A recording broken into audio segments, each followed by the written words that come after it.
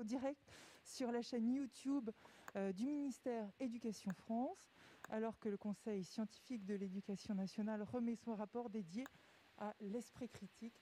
Il vient de paraître, il est là et vous pourrez le retrouver en ligne.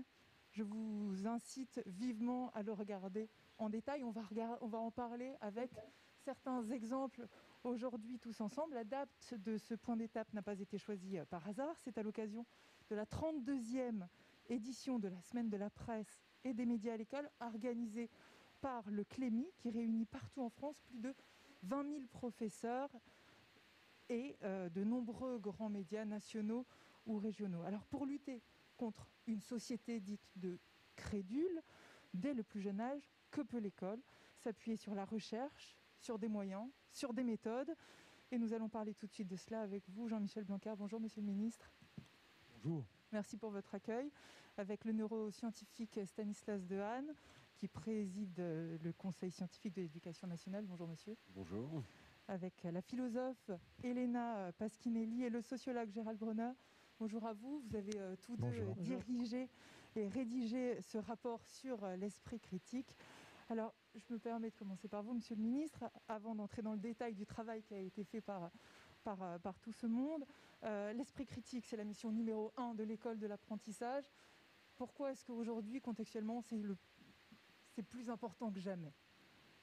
L'esprit critique, c'est en effet la mission centrale de l'école, en réalité, parce que tout ce qu'on fait à l'école a comme résultat l'esprit critique, normalement.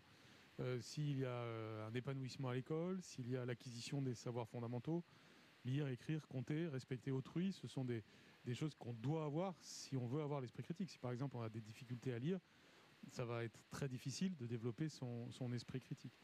Et puis, je dirais, il y a deux mots-clés dans ce qu'on acquiert à l'école qui nourrissent l'esprit critique. C'est la culture, c'est-à-dire apprendre l'ensemble des choses de la production culturelle humaine, tout simplement, ce qu'on appelait les humanités autrefois. Et puis la logique. Et la logique intimement liée à l'enjeu des mathématiques, mais plus globalement à l'enjeu du raisonnement. Et donc tous ces éléments concourent au développement de l'esprit critique. Et cet esprit critique, il est plus nécessaire que jamais dans une société qu'on peut caractériser comme étant une société de l'information, c'est-à-dire où on est traversé par des flux d'informations beaucoup plus qu'autrefois. Et quand il y a un siècle, on pouvait à la limite se permettre de ne pas avoir fait d'études parce que justement on n'était pas traversé par ces flux d'informations, parce que la profession que l'on faisait nécessitait moins de formation, par exemple. Aujourd'hui, c'est indispensable que toute personne, tout citoyen, ait cet esprit critique pour la vie telle qu'elle est dans ce monde ultra-technologique dans lequel nous sommes rentrés. Donc, je dirais que c'est notamment parce que nous sommes une société de l'information et une société ultra-technologique que plus que jamais, l'esprit critique que l'école produit naturellement comme étant sa mission fondamentale est nécessaire. Et en même temps, on pourrait se dire que d'une certaine façon, c'est du bon sens. Or, ça n'est pas ça. Pourquoi est-ce que vous appuyez sur de la recherche pour justement pouvoir orienter encore mieux vos choix concernant l'esprit critique? Parce que, en effet, il y a des enjeux de bon sens, mais ce bon sens lui-même ne suffit pas, est nécessaire mais pas suffisant, et le bon sens doit être approfondi. On arrive finalement à l'école, même quand on a 3 ans, avec sa capacité au bon sens, sa capacité à la curiosité intellectuelle, mais tout ceci se nourrit ensuite des sciences, tout simplement, de la connaissance. Et donc c'est vrai à la fois sur les contenus de ce que l'on apprend, mais aussi sur la démarche scientifique en tant que telle. C'est-à-dire on doit s'habituer, par exemple, à l'expérimentation, à la démonstration, à tous ces éléments qui sont consubstantiels à la science. Il est donc normal que chaque enfant rentre dans cette démarche, qui est une démarche de rationalité, c'est ce que l'école doit lui apporter, ce que j'ai appelé la logique aussi tout à l'heure. Mais il est aussi normal que l'institution elle-même, c'est-à-dire l'école, l'éducation nationale, ait cette démarche-là, soit elle-même nourrie par ça. C'est pour ça qu'on a créé un Conseil scientifique de l'éducation nationale, c'est pour rassembler des scientifiques de différentes disciplines, et que la maison éducation nationale soit sans arrêt nourrie des meilleurs apports de la recherche pour irriguer, animer sa vie pédagogique. Et donc c'est absolument essentiel d'être dans une démarche scientifique, mais ce que j'appellerais aussi un état d'esprit scientifique, qui est toujours un état d'esprit lui aussi de doute méthodologique, c'est-à-dire on doute dans le bon sens du terme, pas douter pour penser qu'il y a des complots ou je ne sais quoi, mais douter parce que le réel doit nous amener sans arrêt à des interrogations, et c'est ces interrogations qui nourrissent l'esprit critique. Interroger le monde, si je devais résumer tout ce que je dis, être capable d'interroger le monde, soit en tant que personne, comme élève par exemple, j'interroge le monde, ou interroger le monde en tant qu'institution. L'éducation nationale interroge le monde, capte des connaissances et les partage avec les élèves. Stanislas Dehaene, vous qui présidez justement ce conseil scientifique, quel est cet apport que vous pouvez ajouter, à qui vous vous adressez et comment vous avez l'impression que justement il y a un levier pour apporter cette logique supplémentaire, ces éléments supplémentaires venant de la recherche? Toute l'idée du conseil scientifique, Jean-Michel Blanquer vient de le rappeler, c'est d'insuffler un esprit scientifique à l'intérieur de la maison éducation nationale à tous les niveaux. On a donc 25 scientifiques dans le conseil qui s'engagent volontairement d'ailleurs, parce que dans toutes les disciplines dans lesquelles ils travaillent, ça va depuis les mathématiques jusqu'à l'informatique, ou la sociologie, ou la psychologie cognitive, eh bien, ils ont soit eux-mêmes réalisé des travaux de recherche, soit ils connaissent la littérature internationale, ils sont capables de faire la comparaison internationale, et sur cette base-là, d'aider à dire, sur la base la plus rationnelle, la plus expérimentale possible, ce qui marche et ce qui ne marche pas. Ils aident aussi à organiser des expérimentations, parce qu'on ne sait pas tout, on est très loin de tout savoir dans le domaine de l'apprentissage et de l'éducation. Il y a quand même des choses qui sont bien connues, et d'autres dans lesquelles on incite vivement et on essaye d'aider à organiser l'éducation nationale pour ce qui est des expérimentations nouvelles pour résoudre des questions qui sont encore ouvertes. Alors, vous parliez de l'intuition tout à l'heure. C'est vrai que les enseignants ont énormément d'intuition et d'expérience, donc on s'appuie beaucoup là-dessus. Il y a d'ailleurs des allers-retours permanents avec des enseignants qui sont consultés. Mais il y a aussi, c'est vrai, des choses qui ne sont pas intuitives. C'est pas forcément intuitif que quand on enseigne la lecture, il faut penser que c'est un processus sériel de la gauche vers la droite. Nous, on a l'impression qu'on voit un mot et il nous apparaît immédiatement dans sa totalité. Ça n'est pas le cas pour le petit enfant. Et donc, il y a des recherches qui montrent comment on doit procéder au départ. C'est vrai que c'est facile quand on est enseignant, je crois, d'oublier un petit peu comment c'est au tout départ de l'apprentissage, ou tout simplement de ne pas avoir les statistiques suffisantes aussi pour savoir le mieux ce qui marche, ce qui ne marche pas. Donc il y a un travail, je dirais, d'expérimentation ensemble pour trouver les meilleures directions qui fonctionnent. Pour leur apporter des données. Alors, des données, en fait, elles existent déjà beaucoup à l'éducation nationale. D'ailleurs, il y a vraiment un travail très systématique qui est réalisé, notamment par une direction qui s'appelle l'ADEP. Simplement, on peut aider aussi à mieux organiser ces données, à mieux extraire des connaissances de ces données, et puis aussi à les faire connaître à l'ensemble du système. Et c'est un travail de veille scientifique, parce que tout le monde n'a pas le temps de lire toute la littérature internationale. Et donc, c'est l'objet de ces synthèses. Il y en a plusieurs. Aujourd'hui, on va parler de la synthèse sur l'esprit critique, mais le Conseil scientifique en réalise de très nombreuses, et notamment une assez récente sur la recherche translationnelle qui pose vraiment la question: quelle est la place de la recherche à l'éducation nationale? Est-ce qu'on peut expérimenter? La conclusion est évidemment que oui, mais dans quelles conditions, avec quel contexte éthique? On en parlera peut-être une autre fois. C'est vraiment le travail du Conseil scientifique de poser ce type de questions. Alors, si on revient maintenant à cette question, éduquer à l'esprit critique, Elena Pescinelli, je suis professeure et j'entends parler depuis tout à l'heure. L'esprit critique, d'une certaine façon, ça peut être un peu vague, un peu vaste, c'est beau. C'est pas être critique d'office, c'est ce que vous disiez tout à l'heure. Mais après tout, la définition, quelle est-elle? Qu'est-ce que c'est si on pose les mots clairement? C'est vague, c'est vaste et c'est aussi compliqué parce que ça peut donner lieu à des mécompréhensions. On peut penser que l'esprit critique, c'est un esprit qui amène à tout critiquer ou à être constamment méfiant ou à douter de tout ou à tout mettre sur un même plan et sur un même niveau, connaissance et opinion.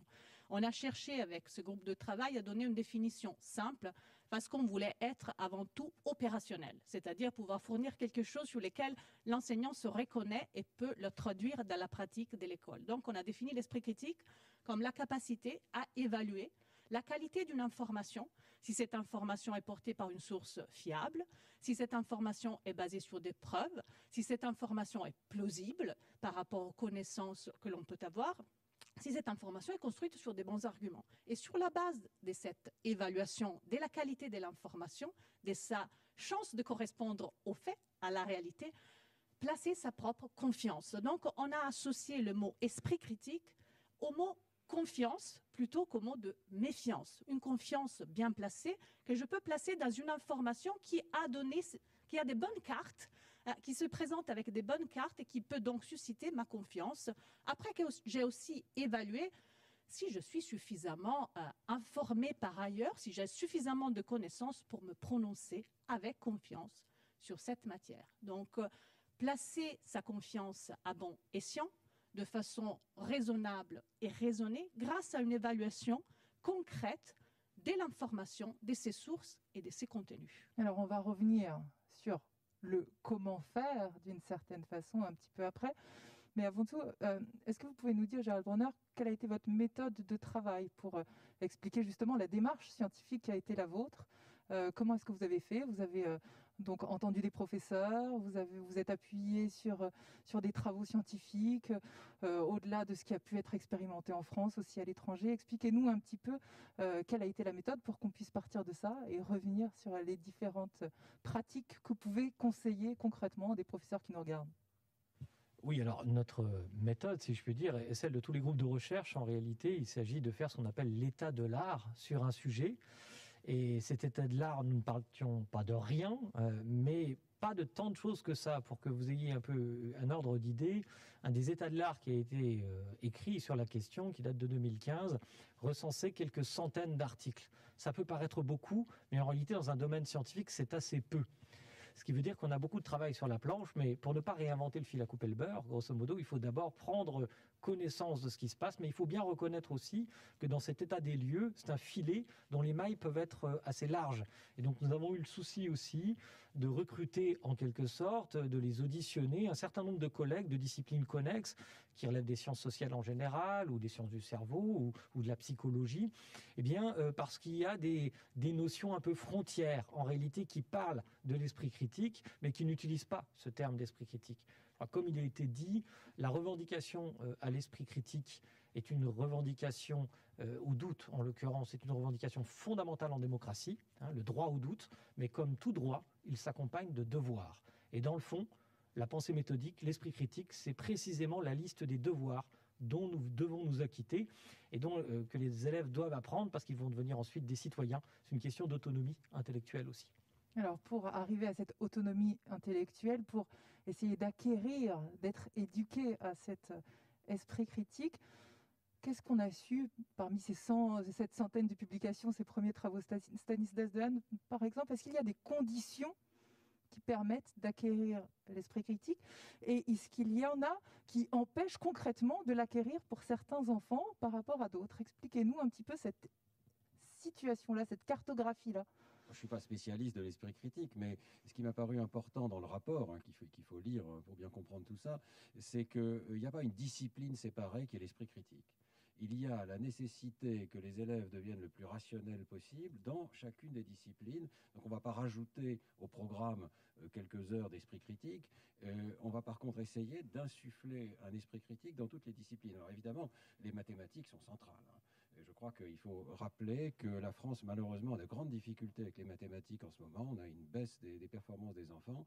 Il faut absolument qu'on revienne à des mathématiques qui soient à la fois des outils, mais aussi des outils pour comprendre et résoudre des problèmes. C'est ça. À quoi ça sert, après tout, les mathématiques pour éveiller l'esprit critique? Quel est le levier et quels sont les outils, concrètement, qui peuvent être utilisés? Très simple, par exemple, apprendre à lire un graphe.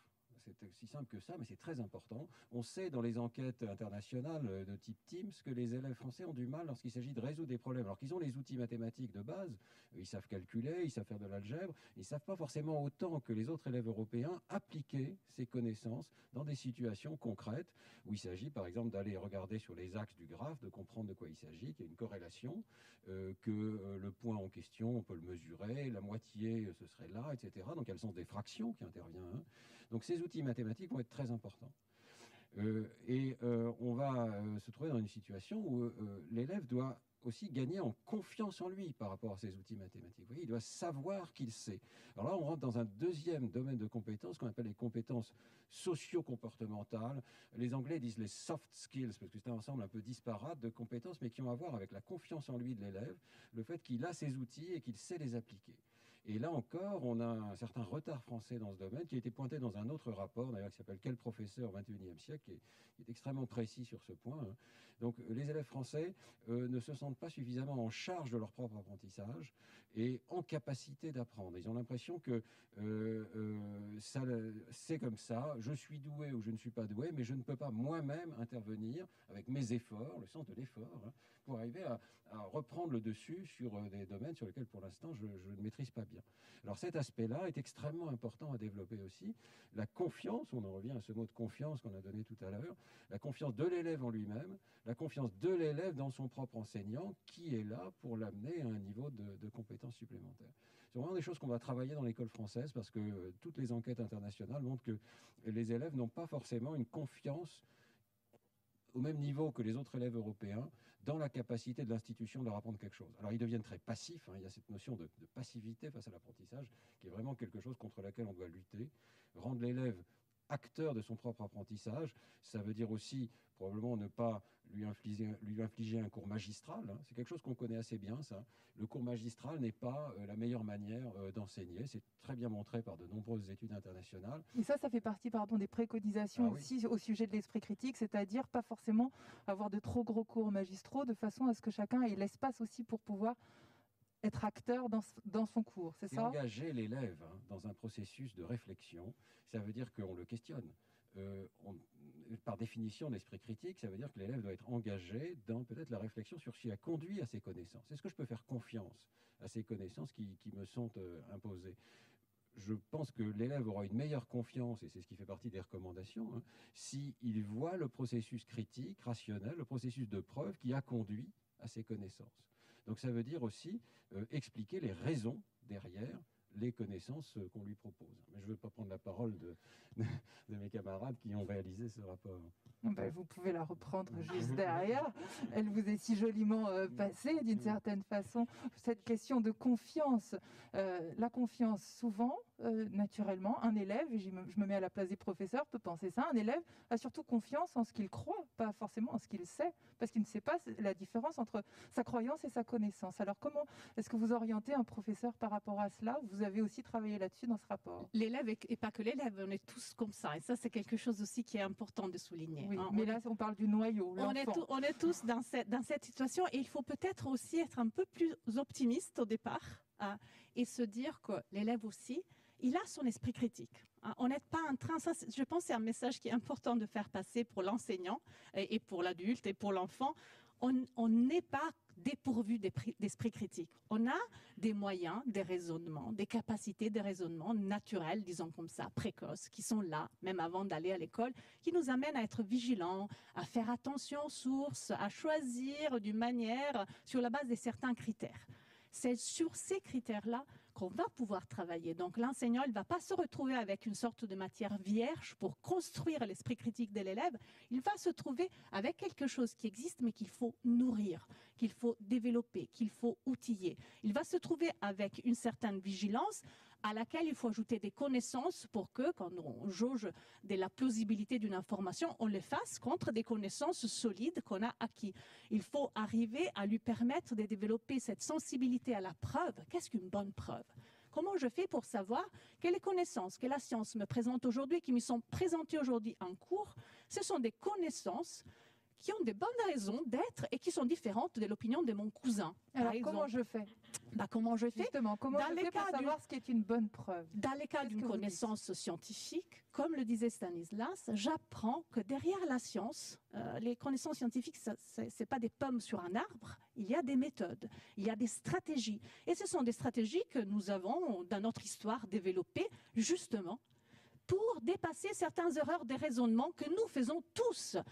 Des biais de confirmation, l'envie de croire ce qui nous fait plaisir, l'envie de ne pas faire trop d'efforts en raisonnant, etc. La science a mis en place au cours des siècles des outils pour rendre plus précises nos observations, pour les rendre plus exactes, pour ne pas sélectionner des observations qui nous plaisent juste parce qu'elles sont plus jolies. Alors, donnez-moi un outil. Je suis professeur, j'ai un enfant qui est sûr de ce qu'il dit, sauf que c'est de la croyance. Quel est mon outil pour essayer justement de lui montrer, de lui donner confiance en une connaissance plus qu'en une croyance? Alors, voilà, et pas démonter sa confiance en lui. Ça, c'est très important. L'éducation à l'esprit critique ne va pas être une éducation à t'as tort, les opinions, elles sont toutes mauvaises, et voilà des connaissances. Ça va être montré, par exemple, que quand on prononce une phrase, je vais faire un exemple personnel. « Oh, les moineaux ont disparu de Paris. Regarde, il n'y en a plus sur mon balcon depuis 1 an. » Cette phrase se base sur l'observation d'une personne. Elle peut avoir raison, elle peut avoir tort. Comment je fais pour savoir si réellement celui-ci est un fait? On engage l'enfant dans une enquête où il apprend qu'il faut multiplier les observations, qu'il faut observer pendant un temps prolongé, qu'il faut observer à des endroits différents et que grâce à ce type d'observation multipliée, rigoureuse, avec des critères, on arrive à des conclusions beaucoup plus sérieuses. On le fait échanger avec un scientifique qui va lui expliquer que lui aussi fait la même chose et qui va lui dire tu peux importer tout cela dans ta vie quotidienne quand tu feras une autre observation ou tu peux utiliser cette compréhension de comment fonctionne la science pour un jour te dire si la science prononce cette phrase, ce n'est pas parce qu'ils l'ont inventée cette nuit, c'est le fruit de ce long parcours de construction avec des outils précis et pensés pour arriver à des connaissances. Donc, je l'emporte dans mon quotidien et je l'utilise pour construire une confiance raisonnée, raisonnable, dans des affirmations qui ont utilisé des méthodes rigoureuses pour arriver à être ce qu'elles sont. Merci pour cet outil. Gérald Brunner, lorsqu'on parle d'éveiller ou d'éduquer à l'esprit critique, vous avez forcément travaillé avec toutes les tranches d'âge. Quand je suis professeur des écoles, que je m'adresse à un enfant plus jeune, est-ce que je lui parle de la même façon que si je suis professeur de lycée? Et finalement, on parle des mathématiques depuis tout à l'heure et de la science, mais est-ce qu'il y a d'autres leviers que l'on peut utiliser selon les âges? Que dire aux professeurs qui nous regardent? Alors, il a été dit à juste titre que nous sommes tous dotés de dispositions à raisonner. Ça, il faut le rappeler, parce que sinon, évidemment, c'est à désespérer. Mais en même temps de ces dispositions à raisonner, nous sommes aussi assez bien dotés à des dispositions vers l'erreur, vers des intuitions trompeuses. Et c'est cette compétition, entre guillemets, entre les premières et les secondes que doit mettre à jour cet esprit critique. Et ça, c'est valable pour toutes les classes d'âge, en réalité. Donc, il y a deux façons de procéder qui seront les mêmes, évidemment, qui vont s'exprimer différemment selon les classes d'âge, qui sont comme Stanislas l'a souligné, de rappeler les raisons que nous avons de croire ceci ou de penser cela, c'est-à-dire quelles sont les méthodes de la démonstration, et Elena en a donné quelques exemples, mais y ajouter aussi les raisons que nous avons de nous tromper. Pourquoi telle proposition intellectuelle nous résiste dans le longtemps pédagogique? Et à ce titre, nous avons commencé à identifier, le travail n'est pas terminé, et là, nous avons un immense besoin des professeurs qui sont sur le terrain et qui savent bien mieux que nous, les chercheurs, quels sont les moments pédagogiques qui posent éventuellement problème, quelles sont les propositions intellectuelles qui paraissent contre-intuitives aux élèves, indépendamment même de la complexité de ces énoncés. Cette cartographie des difficultés nous permet d'identifier les moments où il est peut-être important, justement, de faire une césure, de prendre un temps pour expliquer les raisons de l'énoncé, mais aussi les raisons qui nous font trouver difficile cet énoncé. Accepter de se tromper, juste un instant, je rebondis là-dessus, je me tourne vers vous si vous voulez bien, monsieur le ministre. Accepter de se tromper, ce droit à l'erreur d'une certaine façon, c'est quand même complètement révolutionner le système scolaire français qui est construit sur une évaluation justement où on est censé partir devant et ne pas faire d'erreur, autrement on dégringole. Oui, c'est vrai que l'erreur est source d'apprentissage et qu'on doit réhabiliter le droit à l'erreur comme une sorte de droit à apprendre. Et c'est vrai que dans notre psychologie collective, on n'a pas là un point fort. Quand on voit dans d'autres cultures, dans d'autres systèmes éducatifs, on valorise beaucoup l'essai, l'erreur. Et souvent, quand on voit dans les évaluations internationales, justement, des points faibles français, elles sont dans le fait qu'un élève va s'abstenir de faire quelque chose, il va plutôt s'abstenir plutôt que de risquer de faire une erreur. Et ça c'est très tôt qu'on doit mettre en confiance l'élève. C'est une des raisons pour lesquelles je parle d'école de la confiance. Vous savez, avant-hier, j'étais dans une école, comme ça m'arrive souvent, et je regarde les enfants et j'en observais un qui était particulièrement enthousiaste. Il était petit, il était encore dans les petites classes, et il était typique de ce qu'on voit chez tous les enfants, c'est-à-dire cette arrivée pleine de gourmandise à l'école. Et cette gourmandise, elle est pleine de potentiel. Ça veut dire que l'enfant va procéder par essai-erreur. Il va apprendre des choses aussi, parce qu'il y a des connaissances qui vont lui être transmises, telles quelles. Il va, grâce à ça, progresser. Puis il va essayer des choses. Et cet essai doit être vu comme quelque chose de positif. Donc c'est vrai que ceci n'invalide pas du tout la notion d'évaluation. Au contraire, Stanislas Dehaene insiste très souvent là-dessus.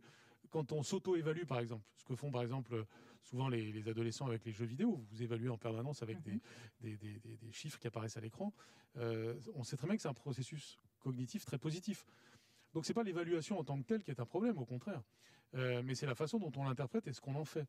Et donc, c'est donc un état d'esprit et une psychologie. On ne doit pas se dire qu'il faut jamais évaluer ou jamais dire tiens, ça c'est une erreur, ça n'en est pas une. C'est pas mettre tout à plat et faire une équivalence entre l'erreur et la réussite ou l'erreur et la non-erreur. C'est au contraire valoriser le fait de s'engager dans quelque chose, de s'engager et de ne pas avoir peur de faire des erreurs, dès lors que justement un mécanisme d'évaluation permet de se rendre compte que c'en est une. Parce que par contre, ce qui est embêtant, c'est de persévérer dans l'erreur. Et donc, l'évaluation, justement, va avec une approche positive de l'erreur. Et c'est pour ça qu'il ne faut pas se tromper de chemin quand on dit cela. Donc, en gros, si on veut se résumer, il y a un très grand enjeu de confiance en soi. C'est une des choses que doit consolider l'école, donner de la confiance en soi à chaque enfant, en banalisant l'erreur, en faisant quelque chose qui non seulement n'est pas un problème, mais quelque chose qui permet de cheminer, dès lors que justement on prend conscience de cette erreur. Qui permet de nourrir son esprit critique. Stanislas Dehaene, vous vouliez oui, mais rebondir? je voulais dire, peut-être oui, parce que je pense qu'on peut dire aux enfants et aux professeurs aussi que pratiquement à chaque fois que l'un d'entre eux fait une erreur, vous pouvez être sûr qu'il y a un scientifique dans l'histoire des sciences qui a fait cette erreur. C'est presque, ça marche à tous les coups. Grothendieck, à l'âge de 11 ans, avoue qu'il pensait que pi valait 3, et non pas 3, 14, 15, etc. Il pensait que c'était 3. Voilà. C'était le plus grand mathématicien du XXe siècle, l'un des plus grands. Les erreurs sont partout dans l'histoire des sciences. Simplement, effectivement, on a des procédures pour se critiquer, se corriger. C'est ça l'esprit critique. C'est pas jamais faire d'erreur. C'est pas avoir confiance en tout. C'est avoir des procédures précises pour pouvoir répondre à des difficultés qu'on rencontre tous. Donc, effectivement, décomplexer ce statut de l'erreur, décomplexer l'idée que si on doit faire des efforts, on est mauvais. Ça, c'est une idée qui est très incrustée dans la tête des élèves français, plus que dans d'autres pays. Si je dois faire des erreurs, c'est parce que je ne suis pas bon. Non, si je dois faire des efforts, si je dois faire des efforts, c'est parce que je n'ai pas encore abouti à cette compétence, mais je peux y arriver. Tous les élèves peuvent arriver, tout le monde a ce sens rationnel qu'on essaye d'insuffler. Alors, parmi tous les travaux que vous avez menés, et on va pas tout dire, tout ce qu'il y a dans ce rapport, il y a énormément de choses et je vous invite très très sérieusement à le lire. Il y a en effet à le télécharger, absolument. Et d'ailleurs, si vous voulez que je lise toute l'adresse pour le télécharger, je vais le faire. C'est un défi et c'est un effort que moi aussi je peux fournir. réseau-canopé.fr/conseil-scientifique-de-l'éducation sans apostrophe, sans E, sans accent aigu, national le. Voilà, j'espère que vous pourrez le retrouver sous le lien sur lequel vous êtes en train de regarder cette vidéo. Dedans, on y retrouve à la fois ce sujet sur l'erreur, on parle de la preuve, on parle de familiarité de la source, on parle de différents sujets et de bien d'autres. Mais maintenant que vous avez produit ce rapport téléchargeable, quid de la suite? J'aimerais qu'on termine là-dessus rapidement.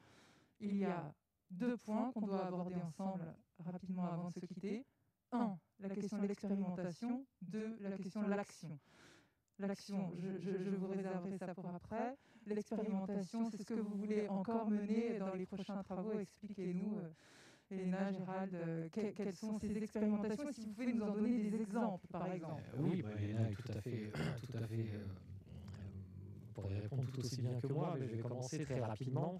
Oui, on a cette ambition, en effet, de mener des expérimentations ou de les faciliter au sein de l'éducation nationale. Il y en a de nombreuses, mais au sein aussi du Conseil scientifique de l'éducation nationale, et en particulier, comme je le disais tout à l'heure, les travaux ne sont pas encore légion au point que tout ait été découvert dans ce domaine. Donc il y a encore beaucoup de choses à faire. Je vous ai dit tout à l'heure qu'il y a des moments pédagogiques qui sont un peu difficiles parce que les propositions sont contre-intuitives. Je vais vous en prendre qu'un seul exemple qui pourrait susciter justement une expérimentation, et nous y pensons beaucoup, c'est la théorie de l'évolution. La théorie de l'évolution a plus de 150 ans d'existence et pourtant, elle résiste encore à certains esprits, bon, parfois dans certains pays pour des raisons religieuses, mais surtout fondamentalement parce qu'elle est très contre-intuitive pour notre cerveau. Nous sommes un peu naturellement finalistes en quelque sorte. Nous avons du mal à penser des systèmes darwiniens, et c'est d'une grande actualité, pas seulement pour l'histoire des idées, mais songez par exemple à ce qui se passe dans l'épidémie, on parle de variants, de virus, qu'est-ce que ça veut dire pour comprendre son environnement. La bonne compréhension de cette théorie, elle est fondamentale. Seulement, ça ne va pas de soi. Alors on pourrait saisir cette occasion pour non seulement enseigner la théorie, et encore une fois, expliquer pourquoi, a priori, intuitivement, on commet une erreur concernant les phénomènes biologiques. Et c'est par la compréhension de notre erreur qu'on va peut-être, c'est ce que nous espérons, mieux mémoriser cette théorie et mieux la comprendre, qu'il va y avoir un effet de transfert pédagogique. Mais pour ça, il faut faire une expérimentation. Il faut voir si les effets qu'on espère vont vraiment être réalisés dans les essais qu'on va mener. Que je comprenne clairement, mener une expérimentation comme celle-là, ça veut dire quoi pour les professeurs? Vous allez aller dans des classes, vous repérez différentes classes, vous testez quoi? Comment ça marche? C'est très simple en l'occurrence. Il y a plusieurs façons d'enseigner la théorie de l'évolution et une de ces façons, c'est de tenir compte des erreurs intuitives que l'on fait à propos de la théorie de l'évolution. Est-ce que ce serait plus efficace de l'enseigner en enseignant en même temps les erreurs qui nous viennent spontanément à l'esprit face à ces enseignements? Et puis on prend tout simplement des échantillons témoins, comme on le fait dans l'expérimentation, et puis on regarde s'il y a un effet statistiquement décelable. Mais ça, nous ne le savons pas, il faut faire de la science. Bon, et une fois que vous aurez produit quelque chose, qu'est-ce que vous en faites à destination justement des professeurs? Quels outils vous pouvez leur proposer, Elena? Expliquez-nous.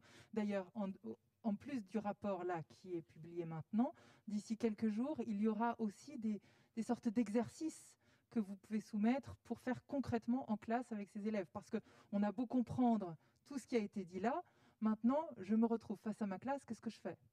C'est très important ce que vous dites, ça me fait plaisir de pouvoir y mettre l'accent, c'est-à-dire que dans le groupe de travail qu'on a eu sur l'esprit critique, nous n'avons pas été un groupe de scientifiques et de philosophes isolés, nous avons travaillé avec un grand groupe d'enseignants de tous les niveaux scolaires. Et c'est grâce à cette collaboration étroite, constante, quotidienne entre les scientifiques, les membres de l'éducation nationale et les enseignants qu'on a pu non seulement éclaircir des points de théorie, si on veut dire comme ça, mais conceptuels pour aider l'enseignant à raisonner, parce qu'il raisonne autant que les élèves et même plus, très souvent à raisonner sur l'esprit critique, mais aussi après à mettre en place. Et ces enseignants nous ont permis de collecter plus d'une centaine d'activités de classe, des séquences de classe qui tapent sur les différents aspects qu'on a mis dans ce rapport théorique, avec des conseils pratiques de mise en place, des scénarios complets des séances de classe qui correspondent aux critères de l'esprit critique, comment on évalue la source, comment on évalue la plausibilité, comment on s'arme pour comprendre les preuves, etc. On va retrouver donc des activités créées par les enseignants, discutées entre nous, pour pouvoir mettre en place les principes. Mais ça nous paraissait très important que les enseignants n'aient pas que les activités des classes, mais aussi les principes, parce que ce n'est que si on comprend le fond qu'après on peut produire de nouvelles séquences, inventer de nouvelles activités, transposer et mettre des gouttes d'esprit critique dans tous ces cours. Je voudrais terminer cette partie sur ce que disait Stanislas au début. C'est très important pour nous de ne pas proposer un cours d'esprit critique. L'esprit critique n'est pas quelque chose qui s'enseigne en 1 heure, en 2 heures ou en 1 heure par semaine. C'est quelque chose pour lequel on identifie des critères qui permettent de nourrir cette capacité d'évaluation que l'élève a, de l'outiller et de la déployer dans le cours de sciences, dans le cours sur l'évolution, dans le cours sur l'observation et la biodiversité, dans le cours de français quand on raisonne sur les mots qui permettent d'introduire la cause ou l'effet, etc. Et c'est exclusivement si on a compris ce fond qu'après on peut autonomement, avec l'intelligence du professeur, mettre ses gouttes dans tous ces cours. Donc, il y a la théorie, il y a la pratique, et il y a la pratique, on veut continuer à collecter des enseignants pour l'utiliser aussi en formation. Merci Elena. Un petit mot, peut-être un dernier petit mot, Stanislas Dehaene, justement sur le fait que tout cela ne doit pas être une contrainte, mais au contraire une solution pour les enseignants. Oui, et puis j'insiste toujours au conseil scientifique pour que ça puisse vraiment toucher ce qui se passe dans les classes. Évidemment, les scientifiques font des rapports, et ça nous est demandé, et ça fait partie de notre activité, c'est important. J'espère que beaucoup de gens le liront, mais il faut aller au-delà. Et ça veut dire trouver des points de passage, trouver ce qu'on appelle des passeurs, des enseignants passionnés qui savent comment mettre ça en action dans la classe. Alors on travaille beaucoup avec un opérateur du ministère qui s'appelle Canopé, qui nous aide à rendre ces choses-là visibles sous forme de vidéos. C'est le cas dans les différents groupes de travail, ce sera le cas ici. Et aussi avec des outils, tout simplement, dont les enseignants puissent s'emparer, par exemple des tests qui peuvent être utilisés dans les classes. Vous savez, il y a cette idée dont on parlait tout à l'heure, que quand on se teste, on apprend. Voilà. Quand on fait une erreur, on apprend. On apprend peut-être encore mieux quand on fait une erreur, parce que ça attire notre attention. Donc, mettre dans les mains des enseignants des outils très concrets et pas seulement des rapports, c'est vraiment mon objectif. Merci Stanislas Dehaene. Un dernier petit mot, si vous voulez bien, Jean-Michel Blanquer. Le conseil scientifique avait été créé pour... c'était une mission au départ, et puis depuis quelques jours, on le sait, c'est plus que ça. Maintenant, ça a été institué. Quel est son rôle à venir? Et finalement, vous voulez vous appuyer dessus à quel niveau pour pouvoir continuer à travailler sur ces sujets de fond, dont l'esprit critique? Qu'en faire derrière? La création du conseil scientifique, c'est une des premières choses que j'ai faites en arrivant, parce que ça m'est apparu comme un acte matriciel. À partir du moment où on est dans l'esprit que nous avons exposé depuis tout à l'heure, c'est-à-dire la nécessité de sans arrêt questionner, la nécessité d'être sans arrêt au courant de ce qui se sait dans toutes les disciplines, notamment sur les mécanismes d'apprentissage, mais plus généralement sur l'état des connaissances pertinentes pour l'éducation, et bien à partir du moment où on est convaincu de cela, on a besoin de faire vivre cela. Il n'y a jamais quelque chose de définitif sur ces questions, il y a des interrogations perpétuelles, il y a de la vie tout simplement. Et le conseil scientifique, c'est une matrice pour notre système. Par exemple, à l'instant, Stanislas Dehaene disait qu'il travaille avec Canopé, autrement dit avec l'instance qui aujourd'hui est responsable pour l'essentiel de la formation continue à distance de nos enseignants, donc de fournir des outils à nos professeurs. Donc cette coopération entre le conseil scientifique et Canopé, c'est très concret. À la fin, ça a un impact pour les professeurs et pour la classe. Mais on pourrait dire la même chose dans d'autres dimensions de ce ministère. Par exemple, il est important que le conseil scientifique soit en contact avec les INSPE, c'est-à-dire ceux qui s'occupent de la formation initiale des professeurs. Le conseil scientifique travaille aussi avec le conseil d'évaluation de l'école, qui est désormais l'instance qui s'occupe de l'évaluation des établissements pour voir les points forts et les points faibles de chaque établissement de France et les faire progresser. Donc c'est ce que j'appelle l'effet matriciel, c'est-à-dire avoir à la fin un impact sur l'ensemble de notre système et donc à la fin pour nos élèves et de le faire vivre, parce qu'on doit être dans un esprit qui est l'esprit des Lumières finalement, qui est à l'origine de l'école quand même, c'est-à-dire l'esprit scientifique, l'esprit d'interrogation du monde et donc l'esprit de progrès. Et notre but, c'est de faire progresser les élèves. Donc le conseil scientifique vit actuellement une nouvelle étape de consolidation, d'extension, d'ouverture à de nouveaux scientifiques. Et c'est très bien, parce qu'on a besoin de rappeler que les sciences ne répondent pas à toutes les questions de l'homme, mais les sciences sont décisives, elles éclairent le chemin. Et c'est un des grands rôles de l'école que de faire cette place à la science. Merci infiniment à vous, en espérant que tout cela pourra apporter un réel soutien dans les classes pour chacun des professeurs au quotidien. Merci à vous de nous avoir suivis sur la chaîne YouTube du ministère Éducation France en direct. Vous pourrez retrouver ces échanges en différé sur le site du Conseil scientifique qui est hébergé sur, on en a parlé, le réseau Canopé. Quant au texte qui est donc ici à télécharger, comme vous le disiez, éduqué à l'esprit critique, il est accessible sur le site officiel du Conseil scientifique. Merci à tous et bonne soirée.